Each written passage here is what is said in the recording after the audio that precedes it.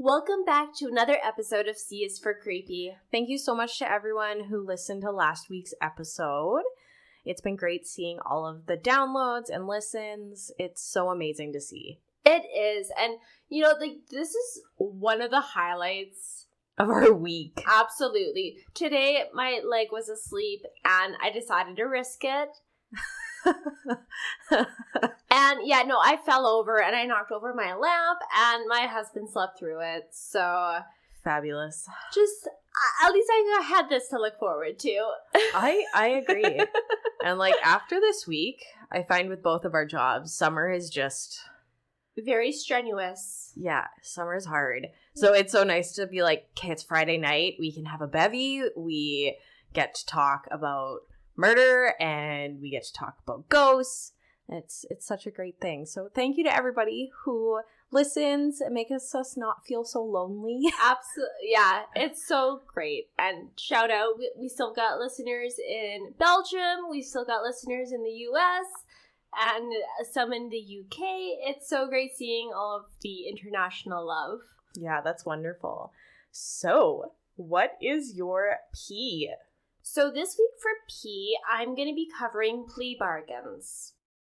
Okay. I know it wasn't what I originally said, but I'll explain why I switched. What you originally said. I think I had told you before. Oh, I'll get to it. Okay. Okay, so I have talked about plea bargaining a few times already in some of my previous cases. So where you take a lesser sentence. By admitting guilt. Yeah, okay. Yeah. From Britannica, plea bargaining in law is the practice of negotiating an agreement between the prosecution and the defense whereby the defendant pleads guilty to a lesser offense, or in the case of multiple offenses, to one or more of the offenses charged in exchange for a more lenient sentencing. Whew, that's a mouthful. Although in many court proceedings it is common for plea bargaining to happen, it is still a controversial topic. To those who support plea bargaining, they argue that without the incentive of a lesser punishment, the justice system would be overwhelmed from the influx of court proceedings that would happen. Okay. Yeah. If you watch The Office, so this would be like a win-win-win situation with the plea bargaining. I'm going to be honest with you, I've never watched an episode of The Office. It's okay, we can still be friends. Yeah. So, the defense attorneys win, and the defendant win, and the prosecution wins. So pretty much everybody involved, there's usually a positive outcome. Okay. So when the evidence is not strong in a case, it saves the prosecution time and manpower while still improving their conviction rates. When there are multiple defendants, these agreements can also be used to testify against each other or other criminals. As well, if there is a chance that the defendant could get off based on technicalities, these plea agreements ensure that the offender will still serve some penalties. Okay. Then would it not be in their best interest to not take the plea bargain if it looks like they're going to get off on technicalities? Usually, technicalities really vary when it comes to law. So there's multiple different kinds of technicalities. So court's taking too long, or there's maybe something going on with the judge. It's hard to say. Okay. So maybe not in the defendant's best interest in that case, but it's still good for the prosecution. So that's a time when the prosecution wins. Okay. Defense attorneys likewise also benefit from less resources being used in plea agreements. Closing cases efficiently is beneficial to both public defenders who have a massive workload and to private defenders as well. It can be beneficial. They're still closing cases. They're still retaining, if they're acting in their client's best interests, that's definitely beneficial for them. Okay. The accused also benefits from bargaining, as the average sentence reduction is by about 2/3. So when compared to someone who has committed a similar crime but has gone to court. Oh, wow. Okay. By accepting a plea agreement, offenders also do not have to face the stress and uncertainty that comes with a criminal trial. Especially in cases where conviction is almost certain, offenders do not have to face criminal trials and the media spectacle that surrounds these cases. This is true. So, get it done, get it over with. Yeah, I fucking did it, but what's in it for me, by saying this? And not to mention, it is also a huge tax benefit, for taxpayers not to have to pay for all these court proceedings, because trials can be very expensive if they're very long, if there's a lot of work that goes into them to gathering the evidence. Mm-hmm. So there is financial savings as well. Okay. On the other hand, those who are against plea agreements argue that those who accept these agreements do not see true justice. There are 3 types of plea bargaining called charge bargaining, so the guilty has reduced charges. Sentence bargaining, so in cases they're getting a lesser sentence. So some people who might be able to or go to trial for the death penalty might do a plea bargain to get life in prison. Okay. Okay. And then there is count bargaining, so there's fewer counts of charges or lesser counts as well. Mm-hmm. Okay. All of these agreements result in lesser punishment for those who have committed a crime. Alternatively, when a person who is innocent of a crime is being charged with something that they did not commit, there's the possibility that they could be coerced into accepting a plea bargain. Mm-hmm. Either due to being held in a detention center and not being able to make bail, or not wanting to face further questioning, or simply just being bewildered by the lack of justice and being stuck in this position that they're in, might just persuade them to accept a plea deal to get it over with. So they wanted to make the process end faster. So it is an issue that does happen, especially when cops who are working are just trying to get convictions. They don't necessarily care about who they're putting away as long as somebody's being put away. Yikes. Yes. Okay, so now on to my case. So this is going to be a very long one, so buckle up, but I'm very excited. When I originally started doing P, I was looking for partners in crime. Ooh, right. But I decided that I found the perfect pair, but plea bargaining worked better for this case, in my opinion. Okay. And I was already too late into my research to switch the case. So here we go. Okay. I'm going to be covering Paul Bernardo and Karla Homolka.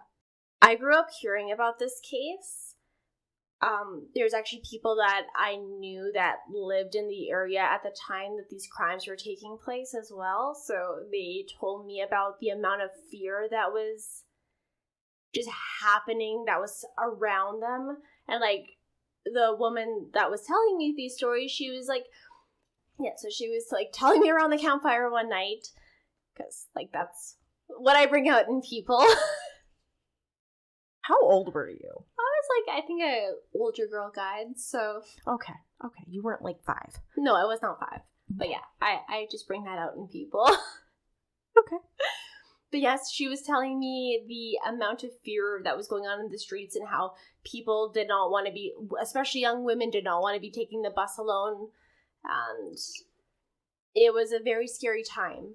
No shit. Mm-hmm. I'm gonna be honest with you, I've never heard of this. Yes, I'm almost positive that you have. The names just aren't there? Well, they're more well known as the Ken and Barbie Killers. And that name disgusts me, so I do not like referring to them as that. Yep, okay. Yeah. So, and honestly, until I got into true crime, I did not know that they were called the Ken and Barbie Killers. And like I said, that's an ick. Eventually I will cover criminal nicknames, but I feel how they were named based on their appearances is just ick. It just makes it a lot really bad. There's a lot of very horrible nicknames given to serial killers or just any sort of crime syndicates. But I think this one just is disgusting. I personally, I feel like naming any serial killers just glorifies their actions. 100%. It gives them ego. It's like, oh yes, we've made it. Mm-hmm. Where even myself, I didn't know their names, but I knew their nickname. Mm-hmm. I think if we started giving serial killers the trash dumpster name, maybe we would stop glorifying them. Maybe. Well, and I think too with them, because this name didn't come out until they were caught, right? Because they didn't have names to the faces. So as the crimes were happening, first he was the Scarborough rapist, and then when the girls were killed, they were known as the schoolgirl murders. So then when it finally came out that it was this attractive young couple doing the crimes, I say attractive, I mean they're just considered physically attractive. I personally feel like him being deemed as a rapist should have stuck rather than the Ken and Barbie Killers. Exactly. So, but it was the fact that the media were calling them these names after, and I don't know if it was to make a statement maybe about, oh, look at these beautiful people are killers. I don't like it. End of the story. I'll leave it at that. I'm with you. Okay. So I did watch a really, really well done documentary called The Ken and Barbie Killers, The Lost Murder Tapes on Discovery Plus. Okay. No, it doesn't show, it shows footage, but not footage of the crimes. Okay. It just shows footage of them interacting with each other, and there's some really icky stuff, but I'll get to it. I love it. Okay. Let's start with Paul Bernardo. Born August 27th, 1964, to Kenneth and Marlon, he was the youngest of 3 children, and he was described as the perfect child. As the youngest? Wow. Yeah. Usually we're deemed as, the demon. That's the middle child. Everybody knows that. Oh, no, it's the youngest. You didn't grow up in a family of 3, though. This is true. So maybe 3 has a different dynamic. 3 definitely does have a different dynamic. Okay. Yeah. Out of me and my sister, yes, I was not the perfect child. See, and you would have, if your mom had had one more, then you would have just been... I would have been the middle child. Yeah. Okay. Sources say that he was the son that other mothers would want to have, as he was always smiling and was cute with his blonde hair. Oh, okay. The family was middle class and financially stable. Perhaps this was a foreshadow to future crimes, but his father was charged with child molestation in 1975. Of his own children? Allegedly of his own daughter. Oh, okay. Then, when Paul Bernardo was 16 years old, his mother told him he was the result of an extramarital affair. Any ounce of respect Bernardo had for women vanished at this point.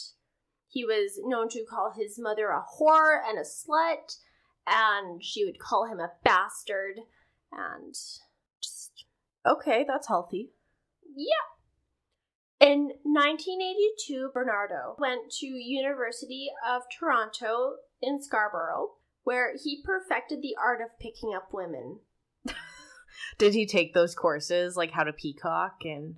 So, he was going to school for accounting, and he actually started working for Amway, which is... The cleaning products? Yeah, kind of like a MLM, I think. Okay.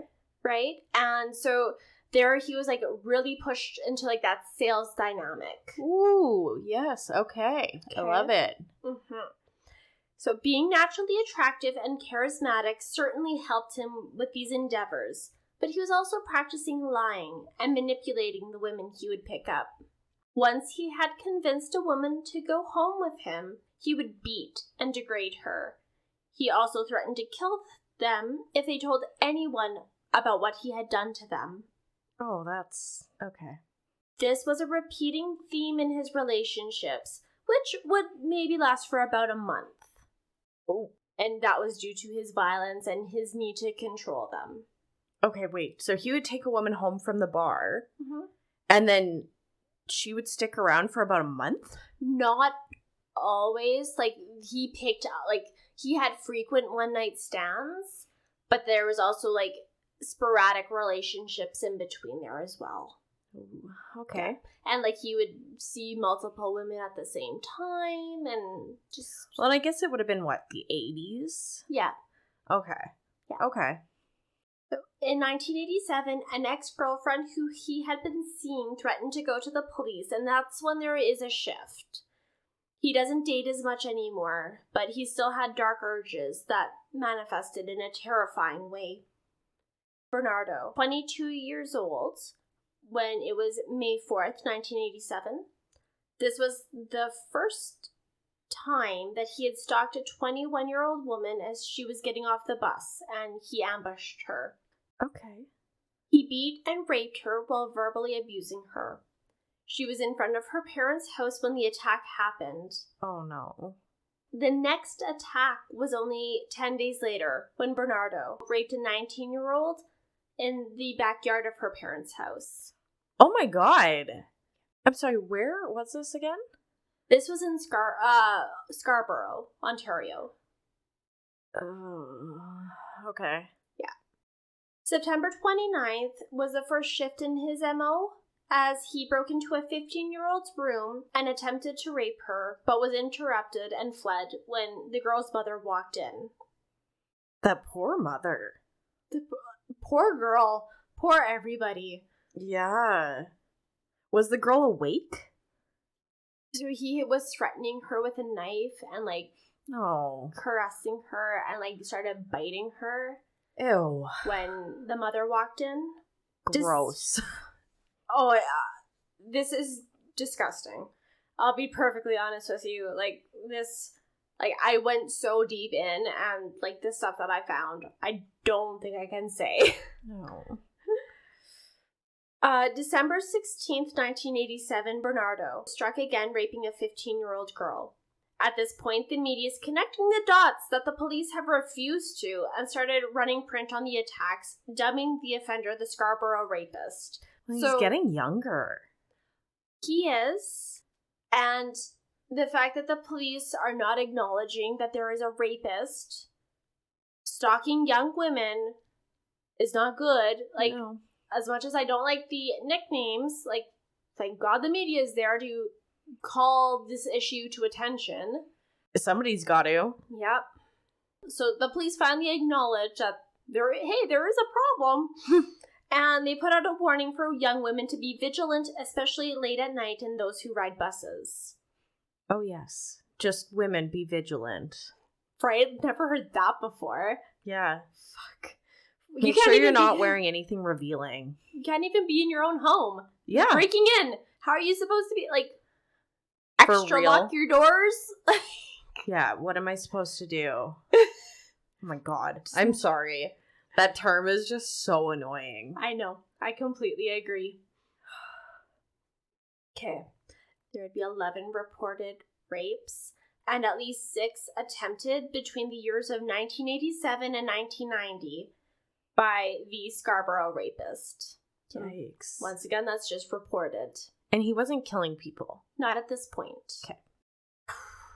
All of those who he attacked were threatened with a knife, gagged with a cloth, and violently raped and beaten. This is going to be a little bit graphic, so if you don't want to hear this, skip ahead except for Kourtney. Feels so special. In one of the documentary that I had watched, it was said that one of the women's arms was broken from him stomping on it as she was lying down. Oh.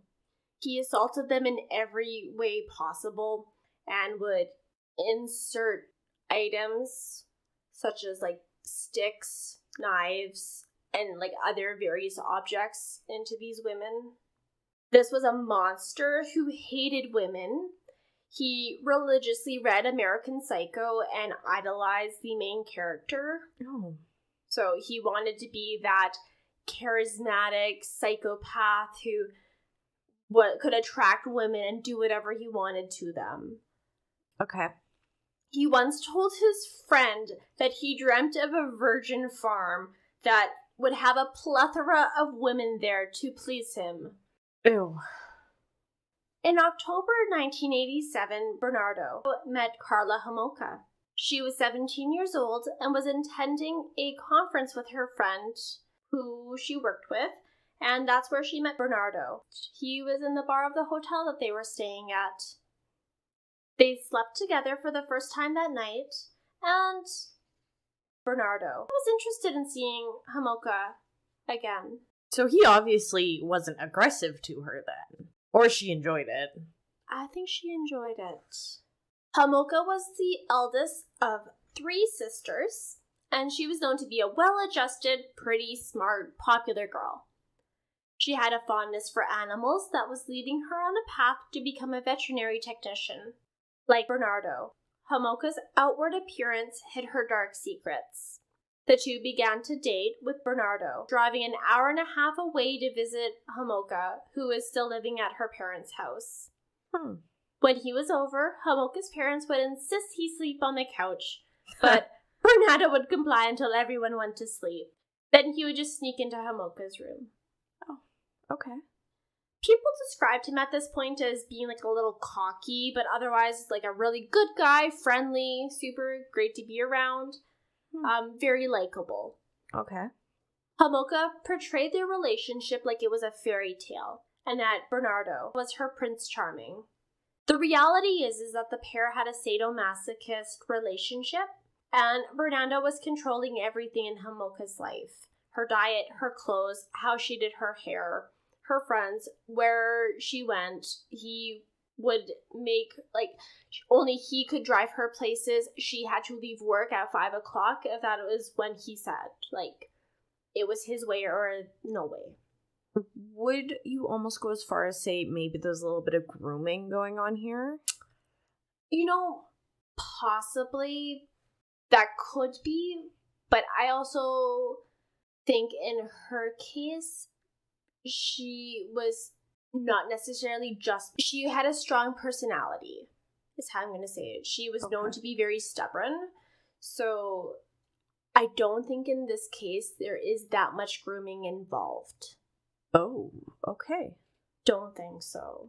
Because like that's always a thought that crosses your mind, and Homolka uses that to her advantage.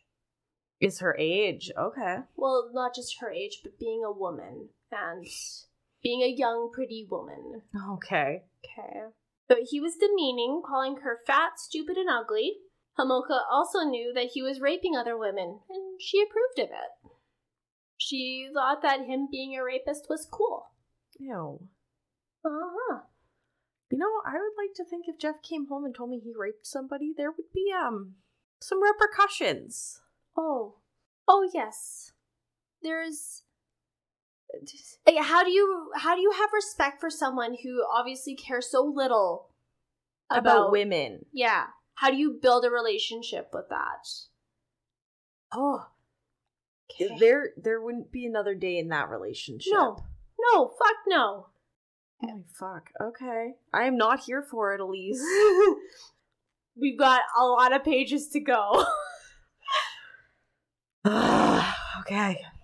The end of May in 1990, one of Bernardo's rape victims got a good look at his face and was able to give a spot-on description. Good for her.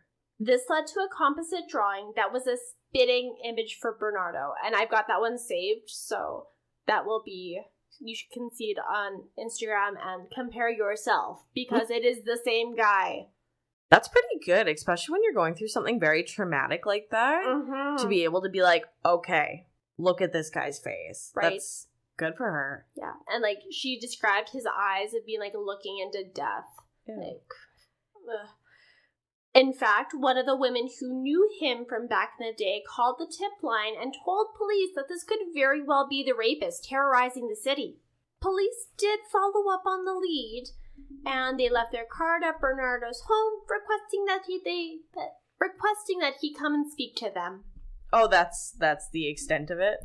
Well, Bernardo actually followed through, and he went down to the police station for an interview. What a cocky piece of shit. Yeah, he acknowledged that he looked like the artist's rendering, but was adamant that he wasn't the rapist. He actually even offered DNA sampling. Oh, and they didn't take it, I presume? Oh no, they sure did. It gets better. Get ready to be so mad. Police were so thrown off by his nature that they didn't feel the need to investigate Bernardo further. And I'm not going to wait to spill this. But Bernardo's DNA that was taken in 1990 wasn't tested until February of 1993. Jesus. And it was a definitive match for nice. The Scarborough rapist. So it had, police maybe pushed a little bit harder and said, hey, I know that we don't have a lot of resources, but maybe you should just test this guy. We would not be discussing this case. Oh my gosh. For real? Because he's charming, you're just he couldn't have done it. Oh my goodness. Yep. They all deserve to have lost their jobs. Because how many more women went on to be raped in those 3 years? Mm-hmm. I'm so upset. At this point, Bernardo and Homolka were engaged, and Bernardo was spending a majority of time at the Homolka home, and I got conflicting reports if he was living with them or if he was just over there the majority of the time. He was starting to feel bored, and he was resentful of the fact that he did not take Homolka's virginity, and his eyes started wandering to her 15-year-old sister, Tammy. Ew. Now, this is disgusting for a number of reasons, but instead of saying, I think the fuck not, Homolka decides to give the gift of her younger sister's virginity to this piece of shit man for Christmas as a gift. I'm sorry. Did she get permission from the 15-year-old sister, or did she just decide on her own? She made the decision on her own. What a garbage human being. But I guess your boyfriend's raping people and you're cool with it, so... Yeah. Gross. It's all awful. December 23rd, 1990, the duo act on their plan to rape Tammy Homolka. Karla Homolka takes drugs home from her work, including Valium and a drug known as halothane, which is an anesthetic agent. The Homolka family was having a Christmas party and everyone was drinking, including Tammy. She had wanted to try a drink, and Bernardo brought her one and then another one. And of course, these were drugged. These drugs had been laced with the Valium, and soon she was unconscious. To guarantee that Tammy would not wake up mid-attack, Homolka took a rag soaked with halothane and held it against her sister's face. And, that's awful. That causes burns. She had chemical burns on her face from the drug being put against her face. Oh my god. While everyone was asleep upstairs, Bernardo and Homolka filmed themselves as they raped the unconscious girl. Tammy vomited during the attack and she began to choke on it, and that resulted in her death. Oh my god. Yeah. So the couple panicked, they cleaned her up, they did laundry, they vacuumed, and then they called 911.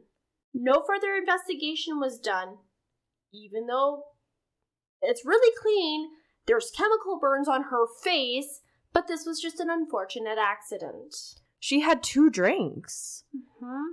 Nobody thought to be the fuck did a teenager just die from 2 drinks because of why? Yeah. No. Somebody dropped the ball. And I'm not happy about it. A lot of people dropped the ball. A month after murdering Tammy, the couple moved out of the Homolka house to Port Dalhousie, a community located in St. Catharines. June 7th, a 15-year-old girl known as Jane Doe was invited by Homolka for a girls' night out. Since the two worked together, Jane Doe thought it would be a fun and just a good day, just hanging out. She thought that Karla Homolka was super cool. So the two enjoyed a day of shopping, and then they returned to the Homolka's house. Homolka proceeded to drug the 15-year-old, and when Bernardo got home, she advised him that she had a wedding present for him. The pair took turns raping the girl and filming the attack. The next day, when Jane Doe woke up with a headache and was obviously sore, she assumed that she had just drunk too much and was just simply hungover. Mm-hmm. June 15th, 1991, Bernardo was driving around the early hours of the morning.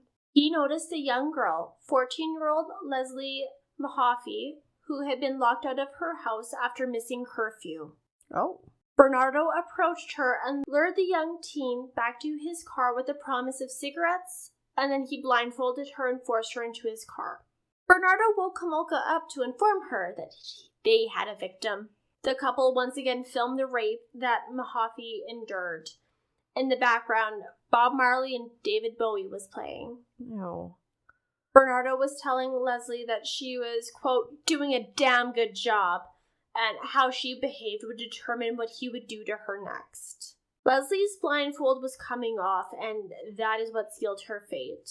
With the possibility of being able to identify her attackers, most believe that Homolka demanded that Leslie had to die. Because it's said that Bernardo claims that he wanted to release her, but that Homolka insisted that she had to die as to not identify them. Okay. The couple would later blame each other for who actually killed the girl. Homolka said that Bernardo strangled her, and Bernardo said that Homolka drugged her. The next day, the pair hosted the Homolka family over while Leslie's body was still in the basement.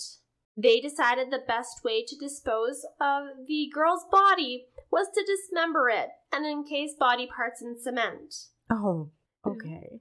They used a circular saw, and Bernardo bought 12 bags of cement mix, and he kept the receipt, which was very incriminating.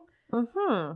Once the body was prepared, the couple dumped the cement blocks in Lake Gibson. The heaviest blocks was 200 pounds, which they could not easily discard, so they just left it near the shore. I really hope the body parts were within it. Oh yes, yeah. The couple was married June 29th, 1991, in an elaborate over-the-top wedding. It was described as being likened to a royal wedding.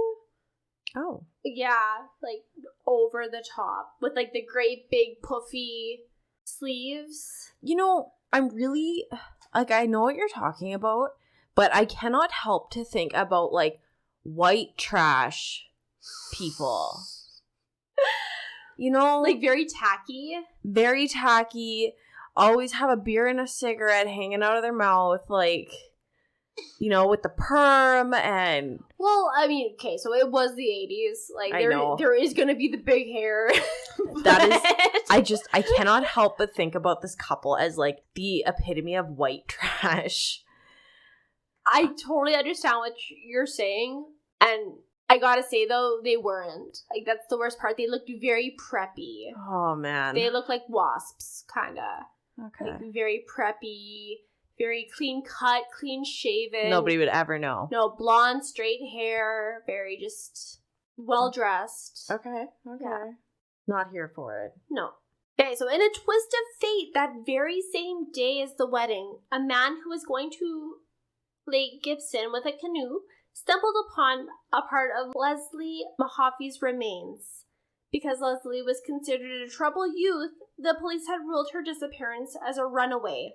But with her body now discovered in this sleepy Ontario town, the police realized that something evil was near.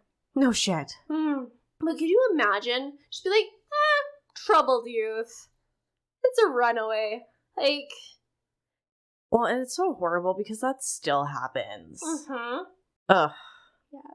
I don't know, but, changing locks on your door because, or, locking somebody out because they miss curfew, now that mother has to live with that. Yeah. I don't know. Don't get me wrong, I'm not a parent, and probably will never be, but... I can fully understand your frustration. 100%. Of the kid missing curfew. But you never lock your kid out of the house. No. Never. No. Oh. August 10th, 1991, Jane Doe was invited over again to the newlyweds' home, where she is again drug raped and had her attack recorded.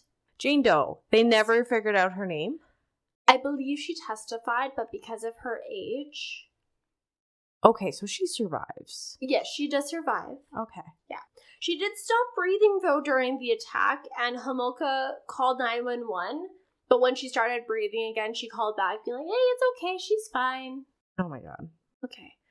April 16th, 1992, both Homolka and Bernardo were driving during the daytime to hunt for a new victim. They spotted Kristen French, a 15-year-old girl walking home from school. Homolka got out of the car with a map and approached the girl saying she was lost. This gave Bernardo the opportunity to sneak behind Kristen with a knife and forced her into the car. They held Kristen for like 3 just awful days, during which time they raped and beat her. Of course, they recorded everything because Kristen kept the same route that she kept to the exact same route every day. So her family noticed within 15 minutes that she was missing. Oh, okay. Yeah, and search began immediately. They were out looking for her. And when her mom found one of her shoes in a church parking lot, she's like, oh no. Mm-hmm. Something awful has happened. So a huge town-wide search began. After the third day, Kristen was murdered. I was really hoping she didn't have to die. I was hoping to. Okay. Yeah. Once again, the couple would blame each other. Bernardo supposedly strangled her with an electrical cord, and Homolka allegedly had beat the girl with a mallet and then strangled Kristen to death. The autopsy report did say that her cause of death was strangulation, but she had been beaten to the point where she had internal bleeding that would have been life-threatening. Okay. The sadistic couple cut off her hair, washed Kristen's body to get rid of evidence, and dumped her body, leaving it partially buried off a side road, pretty much just in the ditch. And some speculate that they cut the hair off as a trophy, but Homolka later said that it was to prevent identification. Okay. Yeah. Obviously, she didn't finish school then. Mm-hmm. Okay. So her remains were discovered April 30th, 1992. Police suspected the death of the two girls may be connected after the remains of Mahaffey's body was further examined. They noticed that there was also the strangulation. Mm-hmm. So they were like, hey, maybe it's connected. So at this time, it sounds like they're living in a house. Yep. Did none of their neighbors ever see anything? No. Wow. No, they didn't. Like I said, people who gave interviews were shocked that they could be living next to these people that could do something like this. Holy shit. Yeah. Okay. Because Kristen French was abducted in broad daylight, there was a witness who told police that there was 2 people in the car that robbed the teenager. And, unfortunately, the description of the car was not good. But still, 2 people, that's a big deal. That's something to look for. Mm-hmm. May 12th of 1992, Bernardo was questioned by police as he had previous restraining orders filed against him by former ex-girlfriends. Bernardo sailed through the interview, though, and he actually mentioned to the police that he was questioned previously in regards to the Scarborough rapist case. What a cocky shit. Right? Near the end of May, an acquaintance of Bernardo allegedly tipped police off that he could be the suspect. Then, December 27th in 1992, Bernardo severely beat Homolka with, one of those metal flashlights, the police flashlights. Oh. And it was on her bodies, her limbs, her face. She in the picture, she had, raccoon eyes, and, her body was head to toe pretty much just bruised. Holy shit. Do we know why? I think it was just progressing to that point. Shit. She could not hide the bruising, and when questioned by coworkers on January 4th, 1993, she claimed she had been in a car accident. Her coworkers, not buying her story, called her parents who forced Karla Homolka to go to the hospital. It was at this point that she claimed she was a battered woman and decided to press charges against Bernardo. It was during the questioning that alarms started to go off in her head. Mm-hmm. The police had wanted Homolka's fingerprints, and they also noticed that her Mickey Mouse watch that she was wearing was very similar to the one that Kristen French was wearing when she disappeared. Ooh. So it was like the police were interrogating her. It was like 5 hours, and she realizes that, like, fuck, like, jig is up. Mm-hmm. I gotta protect myself. So that's when Karla Homolka started kind of like pointing her finger at her husband being the schoolgirl killer.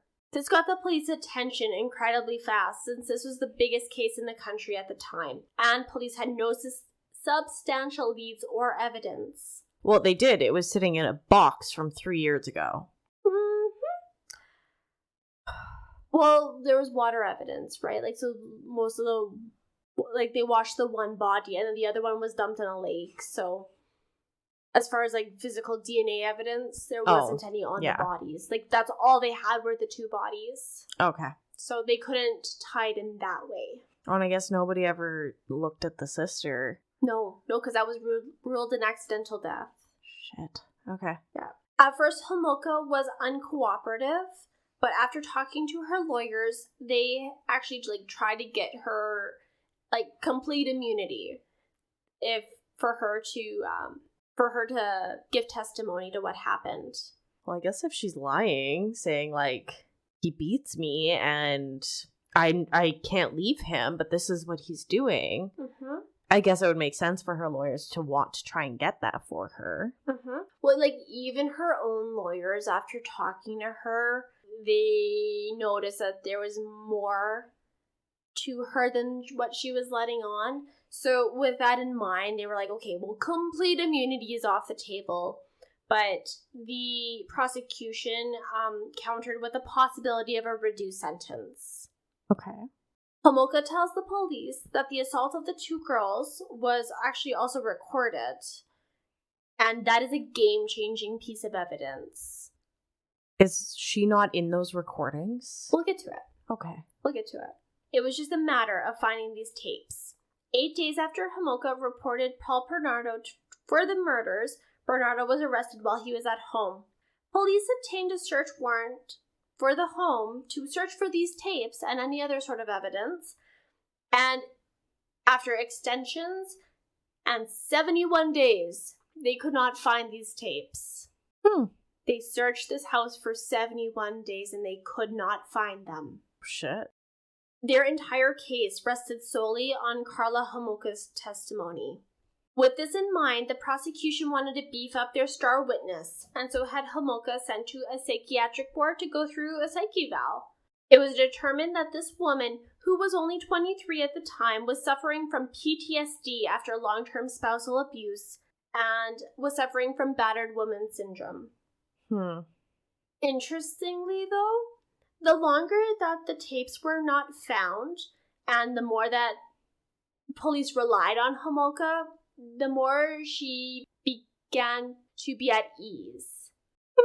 So she went from being, like, very meek, very downtrodden, to, like, revealing stuff very casually and, like, matter-of-factly. She also told them about the death of her sister, and that Paul Bernardo was responsible for that death.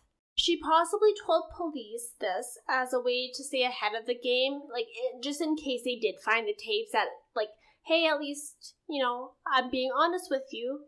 The plea bargain given would be known by some as how the prosecution made a deal with the devil. And it's still one of the most controversial plea bargains in Canada to this day.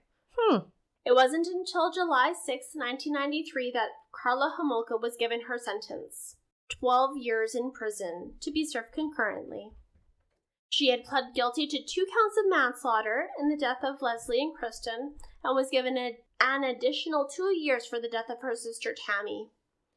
There was also a publication ban that prevented the media from releasing any details regarding Homolka's conviction.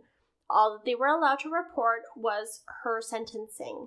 Holy shit. And they put that publication ban out there to hide details about her so that they could get Paul Bernardo. like, if the public and, like, if people knew how involved their witness was in these cases, like, it would be harder to get that first-degree murder charge on him. What could have changed the outcome of this case was actually Bernardo's lawyer, Ken Murray. See, after the 71-day search warrant had expired, Murray had actually gotten permission to enter the house. Bernardo had given his lawyer the exact location of the tapes, which was, like, behind a light fixture. Oh my god. And, like, up in the rafters. So he, like, reached his hand in and felt around, and sure as shit, they were there. What a shit. After watching the shocking recordings, Murray, who should have given them over kept them. The police. Yeah, he sure did. He decided to keep the tapes as a secret as a way to undermine Homolka's testimony. He's like, yeah, you're going to come out here and I'm going to show them these tapes and you're going to be discredited. Ooh. This severely backfired as 16 months went by before the truth came out that he had actually held on to the tapes after, asking, like, hey, would I be in trouble if I use these tapes now in court? Would that be bad? Yes, it would be. He actually had to turn them over, so he took himself off the case. Like, he's no longer Bernardo's lawyer at that point. Okay. And he was actually charged.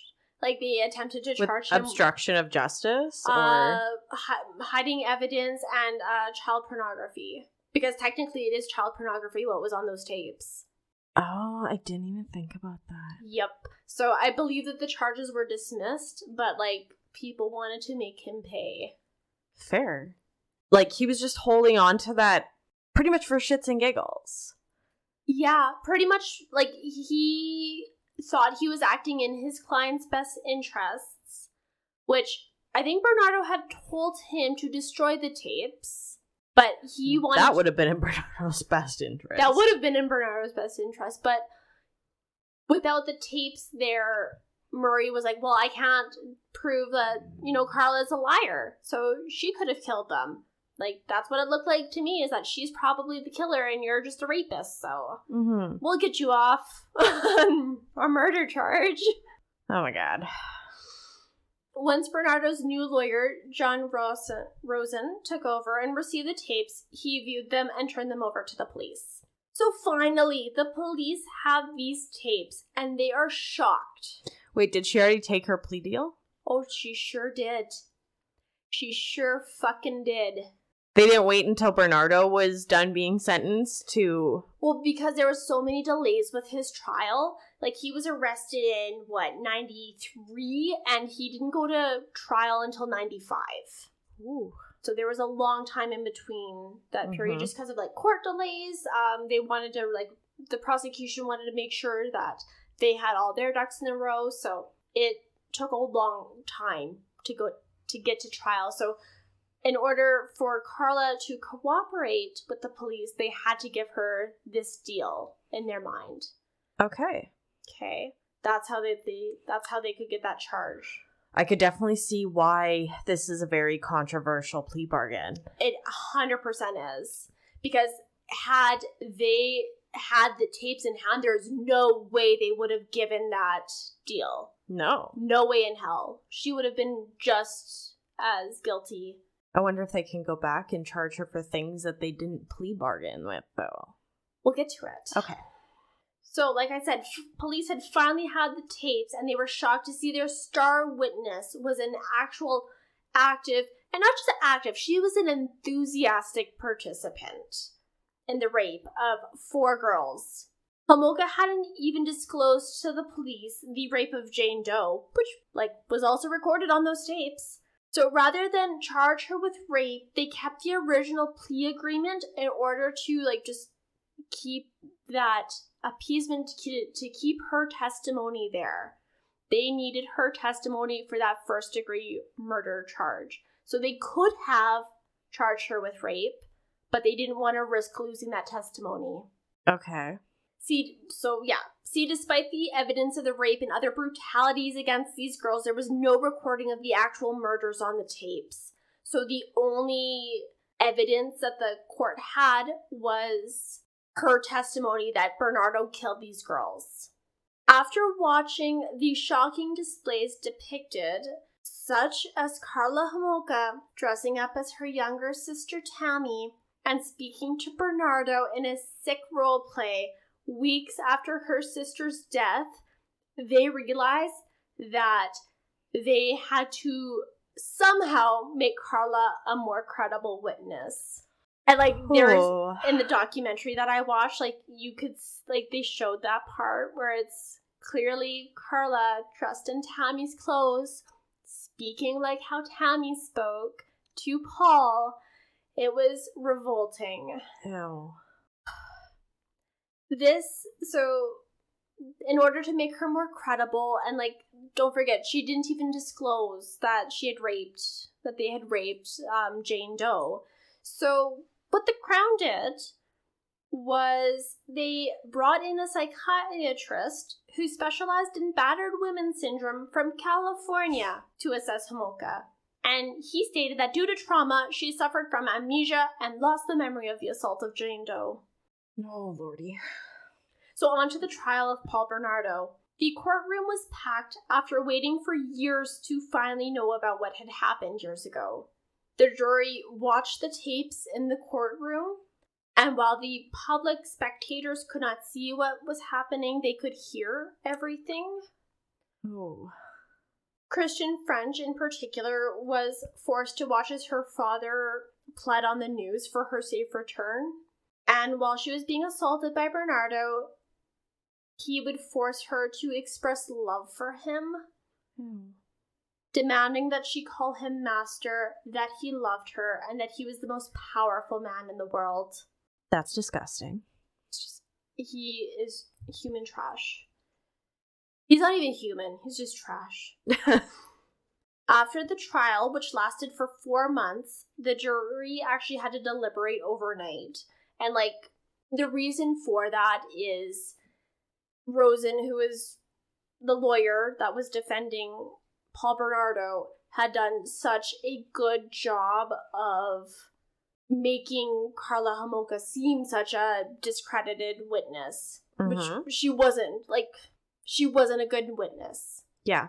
Like, that's all they had, though. So I can understand the deliberation. Like, when you're talking about the burden of proof, like, you've got to deliberate with the evidence that you have, not based on your feelings. Yeah. So I can understand the deliberation. Okay.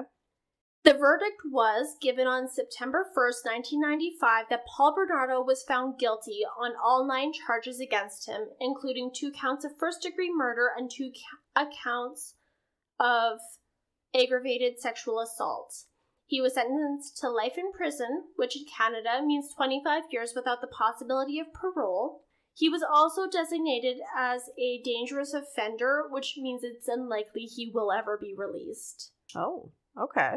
As for Karla Homolka, she served her 12 years in various women's prison facilities in Ontario and Quebec. While she was in prison, she completed a bachelor degree in psychology. She was released on July 4th, 2005 with the following conditions. She was to tell police her home address, work address, and whom she lived with. She was required to notify police as soon as any of the above changed.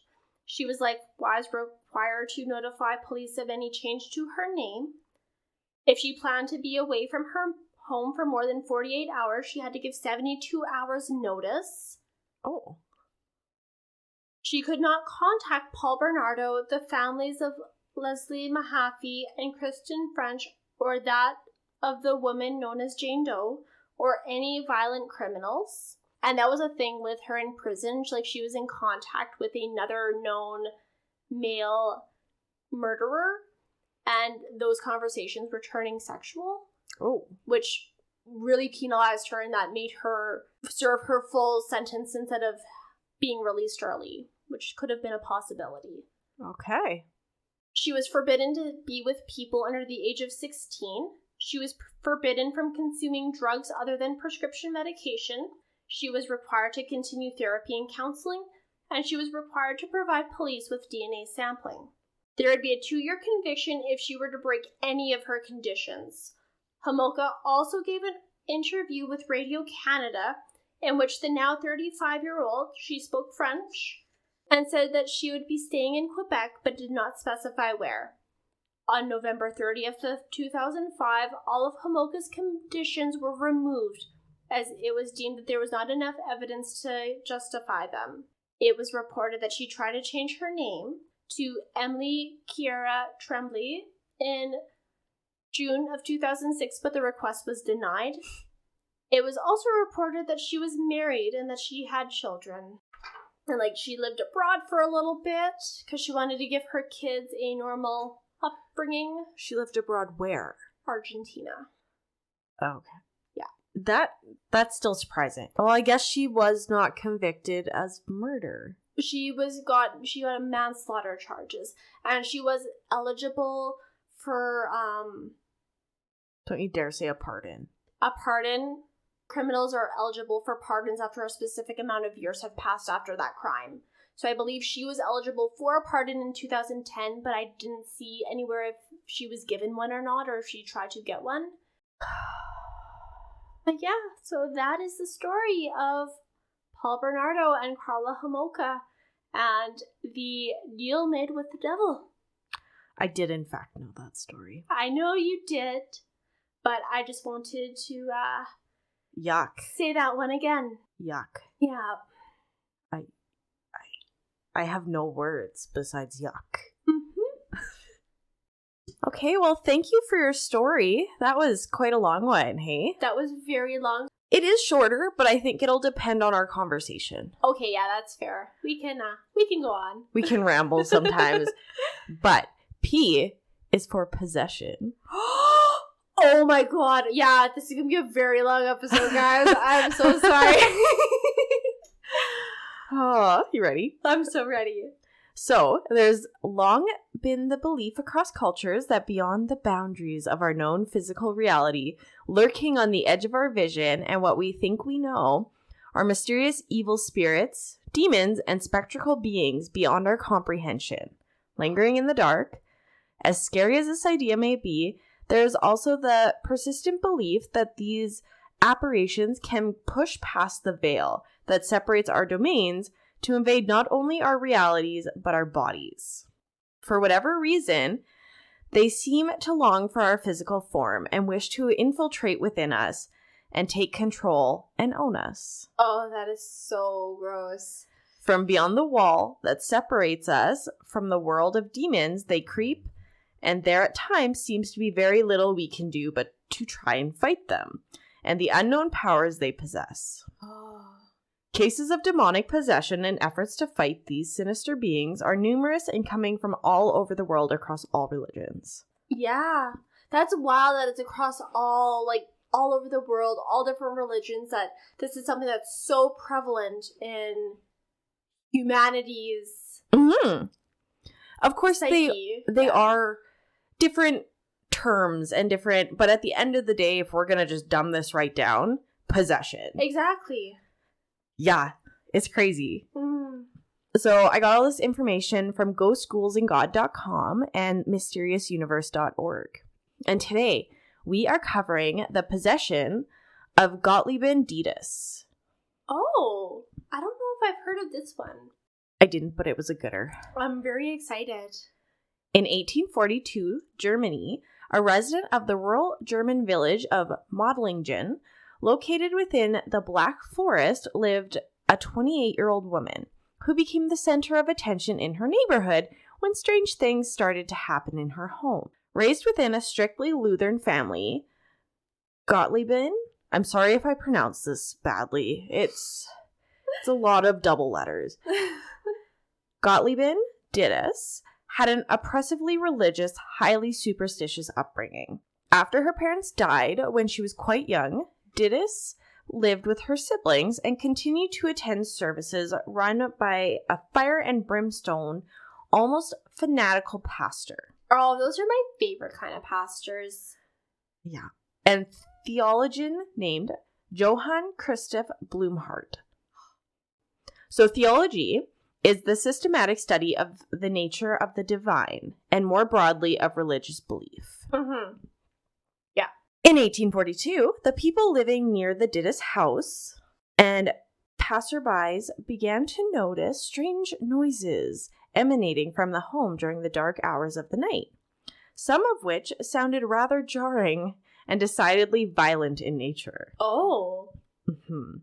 Suspecting that there is some sort of abuse going on there, a doctor and some other locals stayed there for a night, witnessing things they could not explain, such as objects or furniture moving on their own, strange thuds and scrapes, and bangs that seemed to issue forth from the very walls, leading them to the conclusion the house was haunted.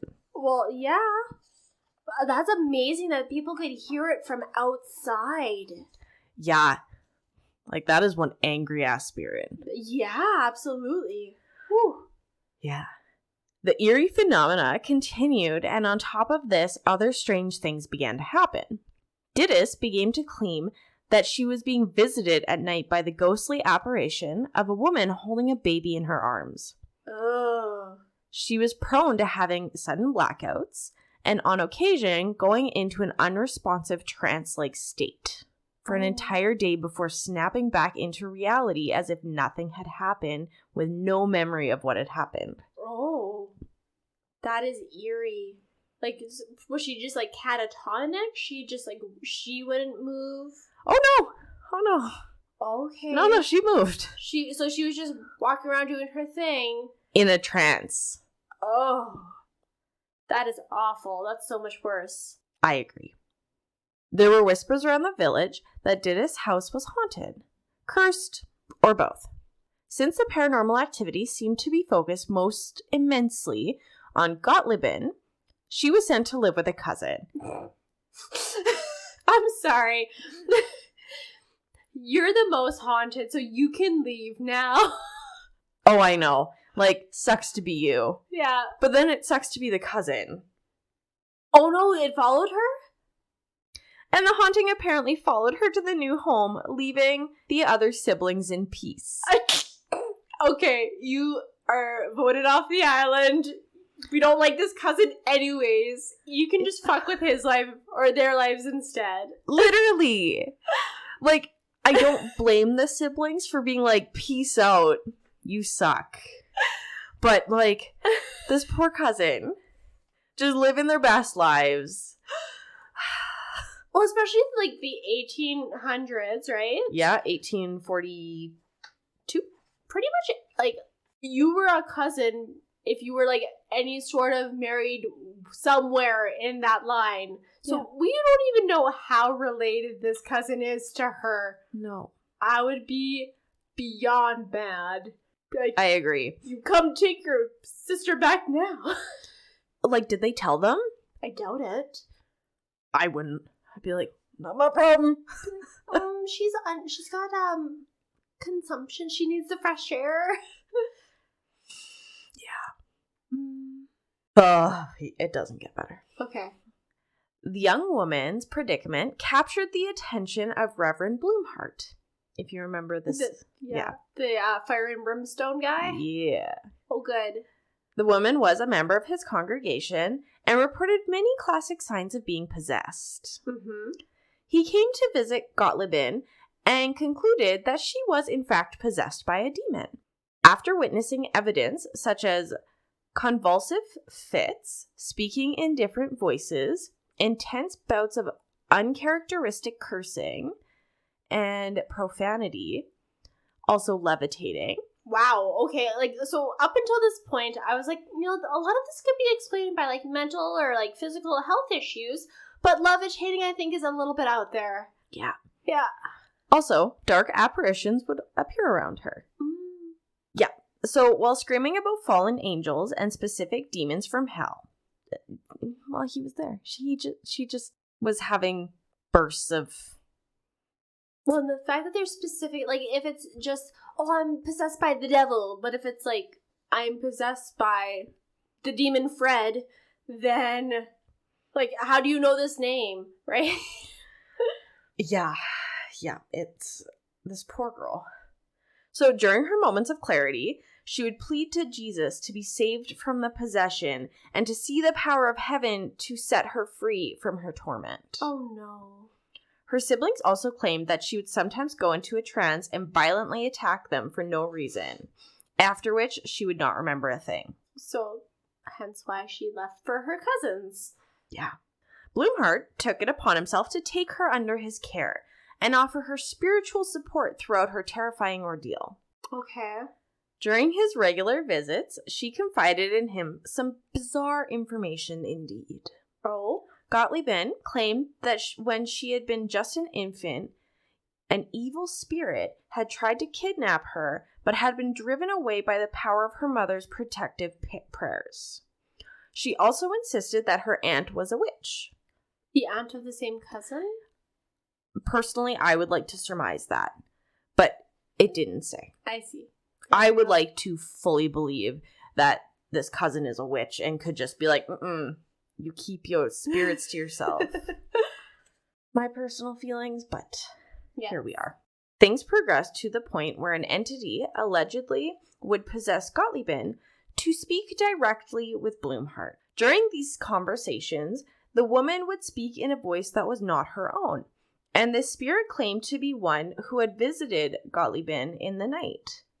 She told the pastor that she was a widow who had murdered 2 people during her life, and that these cruel acts had drawn the devil into her, meaning that the case had become the rather curious situation of the devil possessing a spirit who was in turn possessing a human being.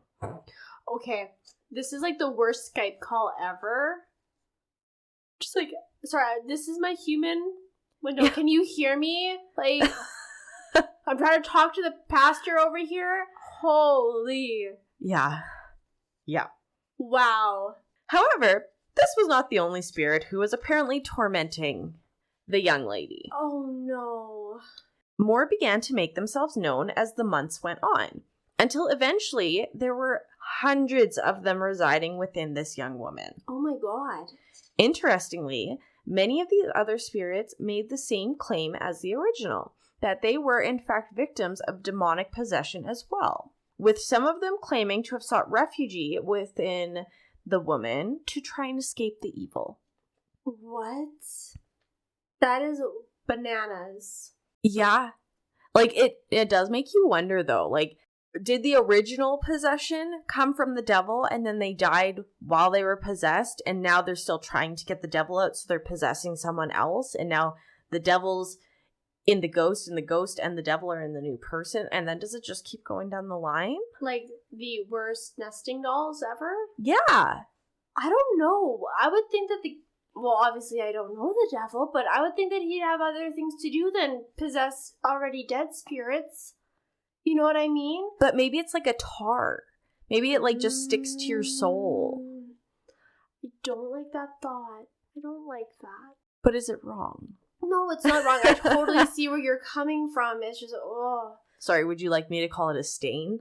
Not like, no, honestly. I don't want any devil goo on me. Just, you possess me once, we done. You can just take your shit and go. I think it poses a really interesting question, though, of like, is it the devil or is it stained spirits? After effects, almost. Yeah. Oh. So, now Blumhardt was in making deals with these devils. No. Now, any deals made between Blumhardt with the spirits for them to leave were always done if Jesus permits it. Oh, fuck yeah. Read the fine print. Right? It's interesting to note that the possessing spirits were not simply sent to the abyss. Instead, Blumhardt exercised prayerful discernment in order to deal pastorally with these spirits, sending them to his church or other geographical locations where they were instructed to do no further harm. Okay, Fire and Brimstone, I'm on your side. Like, that's quite progressive. That is, yeah.